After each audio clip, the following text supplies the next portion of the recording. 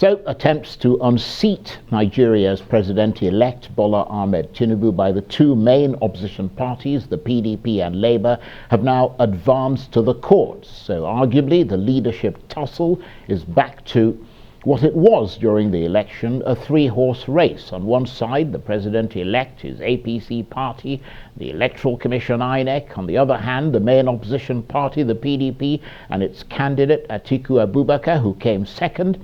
And on a third front, the Labour Party and Peter Obi, who came third. They, along with their supporters, share a visceral determination to see the APC ousted from power. Meanwhile, as Nigeria continues to be convulsed over the declared results of both the presidential and the governorship election, the president-elect Bola Tinubu has called for the country to rally together and heal, something his opponents have described as the height of hypocrisy.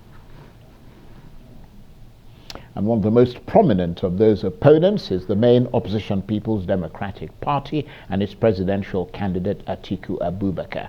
Mr. Abubakar's presidential campaign spokesman is Daniel Bwala, and he joins me now on the line from London. Daniel, great to see you. Thank you very much indeed for joining us. Tell us more about what's first of all contained in the legal challenge that Atiku Abubakar and the PDP have filed at the election tribunal. Just briefly, what are the grounds? Well, thank you, Charles. The grounds are contained in Section 134, and we build around that. Number one, that the respondent, in this case, Asiwaju Bola Tinubu, his election is invalid by virtue of the fact that the election, there is no compliance with the provisions of the Electoral Act. We also argued that the election is invalid because of corruption and corrupt practices. We also brought another ground that he did not score the majority of the lawful vote cast. And then the fourth one, we also said at the time he was declared the winner, he did not qualify. In all of those, we have evidence to prove, we have facts to support. And of course, if you want me to go ahead and embellish that, I'll go ahead and do that. But, I mean, given what you've just said, Daniel, how confident are you that the judiciary, which is an institution of state that many see as a cooperating part of the national establishment, will be allowed to do its work independent of interference from politicians who may want to bring it on side? I mean, you are a lawyer yourself, of course. Right. So I have absolute confidence in judicial process, but whether this judiciary would deliver, as rightly captured in your question, when you say whether they will be alive. So this is outside of the precinct of the judiciary. I hold the view that naturally the penchant of this APC and the government and the history suggests that they will not want to allow them to be independent in the delivery of justice in this matter. They have shown that pre-election, during election, and after election. You have heard the president of the country saying most recently that the election of Tinubu has come to stay. He's not a code of law. And that kind of statement can be deemed as preemptive to the court and preemptive to the outcome. But this is my confidence, Mr. Charles. Similar scenario happened in two countries, one in Malawi, the second one in Kenya. We have a lot of things in common with Kenya because Kenyatta Uhuru at the time was very brutal. He tried to intimidate the judiciary. He tried to intimidate the masses. In fact, there was a report that said about 1,600 people were killed by law enforcement through various abuses and violations of human rights.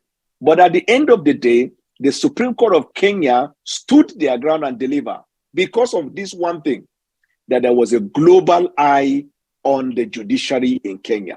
This is where you look at Africa and you see the recent development that tells you that the world is beginning to see the threat that democracy faces and now realizes that for the democracy to thrive, it is not just a one-man show. It's not even a national show. There has to be a global consensus to ensure that in every country, they not only abide by their electoral laws, but where there is adjudication, the courts in those countries must dispense justice without interference. That is my confidence.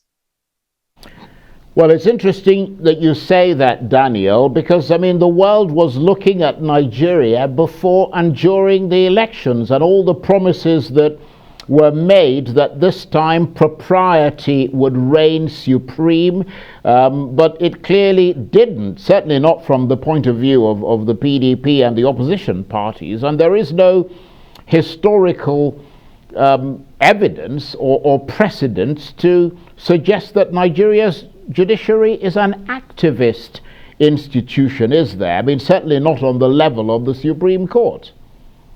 So the judiciary now is under trial because this election is not just the test of the will of the people, it also the test of the supremacy and independence of the Court of Appeal and the Supreme Court in adjudicating this matter. Because you must have heard a lot of people saying that forget it. It has never happened in Nigeria's history that a presidential election will be annulled. The test is before the Supreme Court. There are people who say, if the Supreme Court annulled the election, how about the cost of conducting a fresh election? INEC chairman had said before the election that the budget covers the possibility of a runoff. Then there are people who will say, what about if you annul the election, there will be crisis in the country? If that is what it takes for a country to remain one. And first of all, there is no country unless there is rule of law. So what we are confronted with, or what the Supreme Court, Court of Appeal and Supreme Court is confronted with, is the destiny and the future of the Nigerian people. Now, coming to talk about the world was watching pre, during, and after, you don't expect them to bring fighter jets, F-35 or whatever. What they did, what the world did, and quite rightly, is that they came to observe and they were all unanimous that this election was a shamble. It was a Broadway show. It was issued in a joint press statement by the European Union. Commonwealth adopted the same. African Union the same. Then individual countries have all called on the government of Nigeria, having conducted a very misfortune, a Broadway show election. They said, now that the processes are submitted for adjudication, there should be non-interference. Charles, do you know that the United States reiterated again the fact of the strict sanction that will be placed on those who will interfere? There is a global argument now that the United States should go beyond just saying we're going to deny you visa. You have to revoke the green card of interferers if it exists. You have to also revoke their passport if it exists. Then you push it further by freezing their asset anywhere in the world, and then you push for extraterritoriality, where there will be a criminal element at the international scale. Because anytime the right of the people is denied, it is the same thing as genocide. You rob the generation and the destiny of the people. So that is the reason why, how you will know whether the global community are resolute is during this process of adjudication and after adjudication. Because there must be exercise of independence by the justices of the Court of Appeal and by the justices of the Supreme Court. And they are also called upon to deliver this judgment in accordance with the law. Because there is a difference between delivering judgment in accordance with the law and delivering judgment in accordance with technicality. This is not one of those cases where the courts, whether they be Court of Appeal or Supreme Court, they will look at technicality in determining who scored the majority of the lawful votes. Well, I mean, I hate to burst your bubble there, but there are those who say, Daniel, and I know that you yourself personally are quite an upright person who has done a lot of things on principle, but there are those who suggest that the PDP is aggrieved because the APC beat them at their own game, and that the whole history of all these allegations that are being made about rigging and non-rigging and so on actually evolved from the PDP, which was in power since 1999, and eventually someone came up and beat it at its own game, so that you really lack, not you personally, but the PDP lacks the moral authority to sit there and talk about somebody, and corrupt practices in an election. What is your reaction to that? I can assure you that such a conversation could only have taken place in a beer parlor as far as Nigeria is concerned, because here is a party that claimed they won election, have not had the courage to celebrate publicly. It is like the case of a daylight robbery. Here is a political party that was not courageous enough to abide by the rules of engagement. Here is a political party whose members, and in fact people running for position in their party, received contract from INEC for the production of sensitive security documents relating to the election. Here is a political party that connive with the governing party to introduce certain policies in the government, thereby disenfranchising other political parties. Here is a party that lost popularity with the Nigerian people at all and in every respect. And here is a country that after the presidential election, there was an annoyed and graveyard silence in the country. You cannot say you beat anybody white and blue. If you look at the result sheets that we do have, it clearly shows that we defeated these people with not less than 3 to 4 million votes. And they are not confident about their winning. That is why you may have heard them all over media fighting on the ground of technicality. There is only one thing you hear them say. If they come to your show, ask them. They will tell you that it is not mandatory for INEC to upload. It is not a requirement of the Electoral Act. That is what we call technicality. That's what they hope to build their defense. But if you go on the substance of the case, I am telling you, and I say that on my own honor, this 2023 election is going down about the worst election in the history of the Republic. The worst, because the crime of rigging was committed with the use of technology across all platforms in one day. In the context of what you're saying, Daniel, I wonder what your reaction is to the statement released by Bola Tinubu saying that the time for healing is now. Do you accept the spirit of that call, or do you stand with those who say that he should have done this at the outset and not now after he and his party have achieved their aims?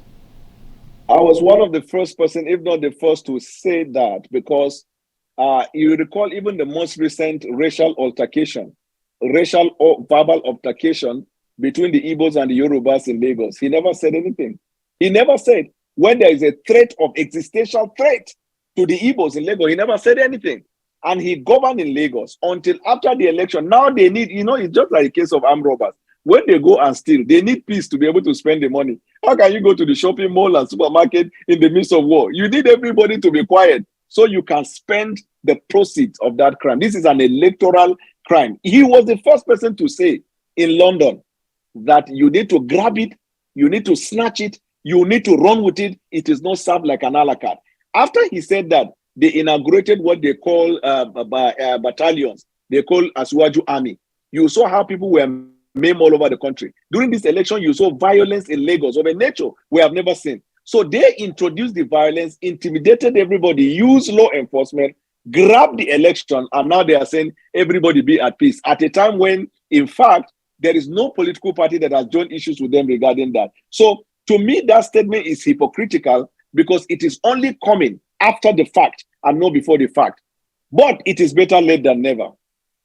Well, Daniel, I know you've had a very long day because I know you've done quite a few interviews and you've been moving around doing other things. So we really appreciate your taking the time to talk to us. But before you go, I'll ask you the same question that I asked the APC gentleman who was here before you.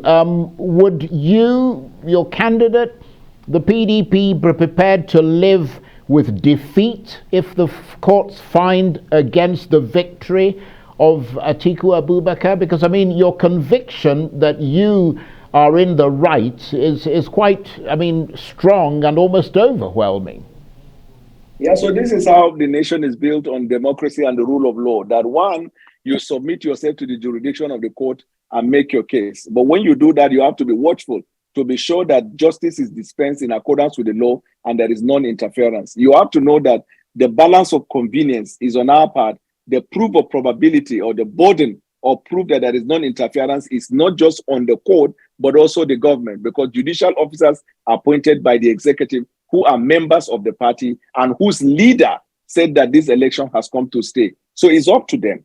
Now, whether if we lose at the Court of Appeal and we lose at the Supreme Court, we'll be comfortable with. If you lose in both courts, where else will you go to other than to appeal to God? There is only one fear, that if justice is not done, then the very foundation of our democracy will be threatened. You see, because there is an extent to which you can stretch the patience of the people.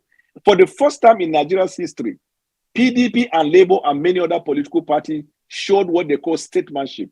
We told our members, never go on the street, don't be involved in violence. We believe in our case, we will go to court. APC never did that. When this Naira policy were introduced, were they not the ones that the governors were going all over the banks and threatening money? If not released, they were going to seize their certificate. And you see burning of tires all over the country. They are the ones that have that penchant and history of violence. We don't have. But we believe with the intervention of the international community for non-interference, that justice will be delivered. And if justice is going to be delivered in accordance with the law, we are going to win this case. Daniel, thank you very much indeed. I really appreciate the time you've taken to talk to us. Daniel Bwala is the spokesman of the Atiku presidential campaign, and he was talking to me there from London.